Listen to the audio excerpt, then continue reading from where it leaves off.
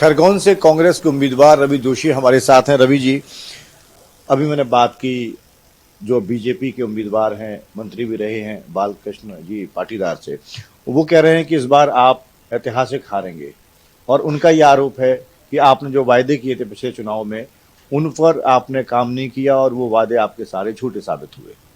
वो उनका काम कर रहे हैं, मैं मेरा काम कर रहा हूँ। वो क्या बोल रहे हैं इससे मेरे को फर्क नहीं पड़ता। जनता मेरे साथ है, मैं जनता के बीच में लगातार 2013 का पहला चुनाव लड़ा, उसके पहले से लगा हूँ और जनता के बीच हूँ। मैं किसी भी दिन मैंने छुट्टी अपने जीवन में मनाई नहीं। जनता जो ऐसा बोलती है ऐसा मैं करता हूँ। रही बात जो वादे हमने किए थे, पिछली बार भी 2 लाख तक का किसान का कर्जा माफ की प्रक्रिया हमारी शुरू हुई।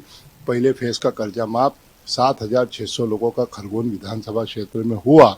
जिन किसानों का रह गया था सरकार चली गई, जिन किसानों का रह गया था हम बड़े दावे से बोलते हैं कि 2 लाख तक का किसानों का कर्जा हम माफ़ करेंगे।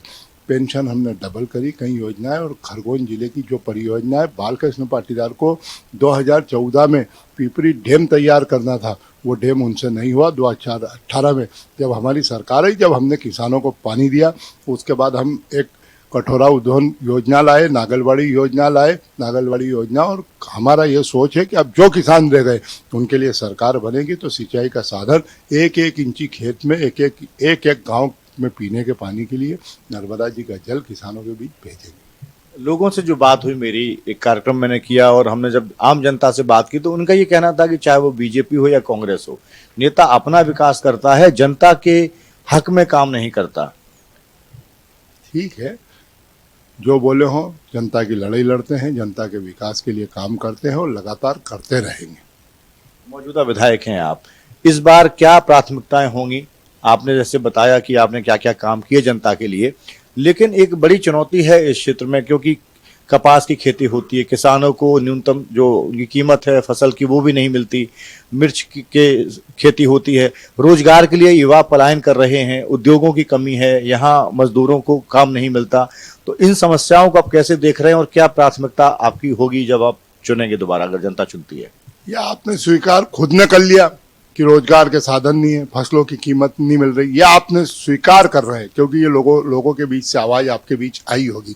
भारतीय जनता पार्टी हमेशा बोलती रही कि हम किसानों की आय डबल करेंगे। कब करेंगे? 2022 का लक्ष्य था, 2018 में 19 में बोला कि 2022 आने दो, लक्ष्य डबल करेंगे।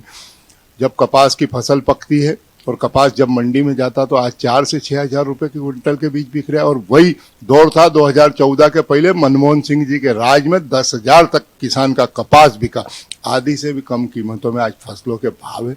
किसान परेशान, नौजवान को काम नहीं, रोजगार के साधन नहीं। आप स्वयं कह रहे हैं कि पलायन कर रहे हैं, हम उद्योग लाएंगे, रोजगार के लिए उनको अवसर देंगे। तमाम जो बेरोजगार साथी हैं उनको रोजगार का अवसर देंगे और रोकेंगे।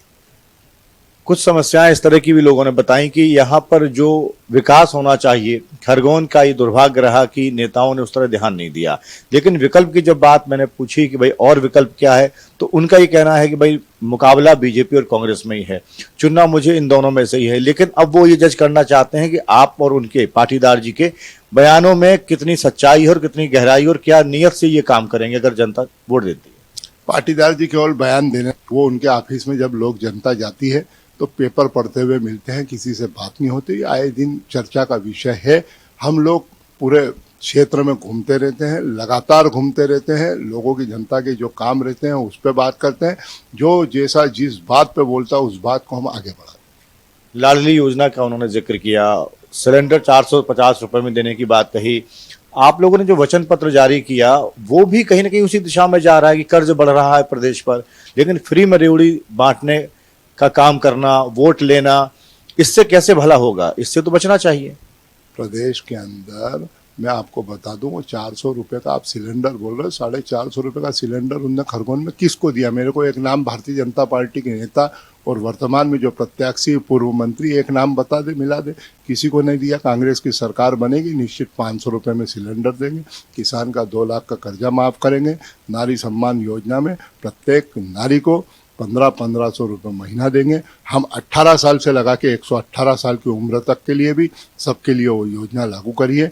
इनने 23 से 60 साल करी है कि 23 साल की तो जो बच्ची पढ़ने वाली 18-19 साल की उसका अधिकार भी तो है, उसको नहीं दे रहे हैं, और 60 से ऊपर नहीं दे रहे हैं। तो अगर 60 से अधिक उम्र की महिलाएं कोई बीमार होती, दुखी होती, तो उसको वो योजना का लाभ नहीं मिल रहा। आज वो परेशान है।